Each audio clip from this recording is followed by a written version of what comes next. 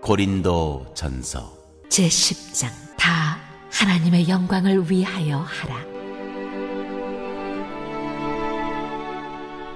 문재인 대통령이 조 바이든 미국 대통령 취임 이후 첫 대면 정상회담을 비롯해 3박 5일간의 미국 순방 일정을 모두 마치고 귀국길에 올랐습니다. 한미 정상은 바이든 행정부에서도 변함없는 북핵 공조, 또 백신 파트너십 구축에 뜻을 같이 했습니다. 취재기자 연결해서 자세한 내용 알아보겠습니다. 이승윤 기자. 네, 통일외교안보부입니다. 네, 문 대통령이 귀국길에 올랐는데요. 순방 마지막 날 일정은 어떻게 진행됐습니까?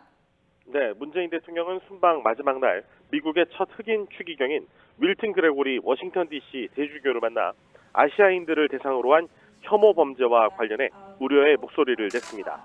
문 대통령은 동대문 시장에서 노동자들이 사용하던 손수레를 재활용해 만든 십자가를 선물했는데요. 두 사람은 한국 가톨릭 교회가 아픈 사람들의 삶을 어루만지고 남북 통일을 위해 많은 역할을 하고 있다는 데 공감했습니다. 이후 워싱턴 DC에서 애틀랜타로 이동한 문 대통령은 방미 마지막 공식 일정으로 우리 기업인 SK이노베이션의 전기차 배터리 공장 건설 현장을 찾았습니다.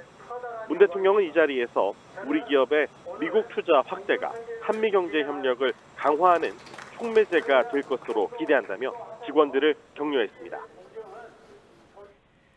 네, 앞서 문 대통령과 바이든 대통령이 첫 대면 정상회담을 가진 건데요. 이번 방미 성과 정리를 해주시죠. 네, 문 대통령은 이번 한미 정상회담이 최고의 순방, 최고의 회담이었다고 평가하면서 3박 5일의 방미 일정을 마치고 귀국길에 올랐습니다.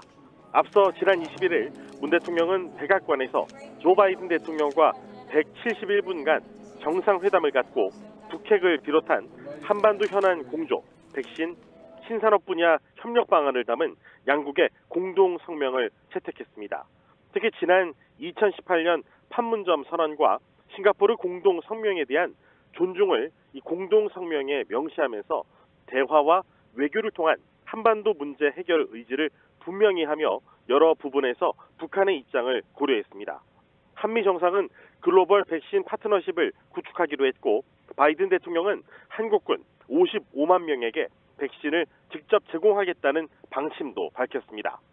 정상회담 다음 날인 22일에는 문 대통령이 지켜보는 가운데 삼성바이오로직스와 모더나의 백신 위탁 생산 계약이 체결됐고 21일 한미 비즈니스 라운드 테이블에서는 반도체 배터리 기업인 삼성전자, LG에너지 솔루션, SK이노베이션, SK하이닉스가 44조 원에 달하는 대미 투자 계획을 밝혔습니다. 문 대통령은 우리 시각으로 오늘 저녁 서울공항에 도착합니다. 지금까지 통일외교안보부에서 YTN 이승윤입니다. 더불어민주당은 윤석열 대통령의 첫 한미 정상회담에 대해 의화 내빈에 그친 것으로 우려된다고 평가했습니다. 고용진 선거대책위원회 공보단장은 한미 양국의 동맹이 한층 강화되고 발전하는 것은 환영할 일이라면서도 가시적 성과가 명확하지 않다며 이같이 밝혔습니다. 특히 이번 회담의 핵심 의제인 인도태평양 경제 프레임워크 IPEF 참여는 공개적으로 우려를 표명해온 중국의 반발이 예상된다며 윤석열 정부가 균형 외교를 포기한 데 따른 후폭풍에 충분한 대비책을 갖추고 있기를 바란다고 지적했습니다. 누구든지 자기의 유익을 구하지 말고 남의 유익을 구하라.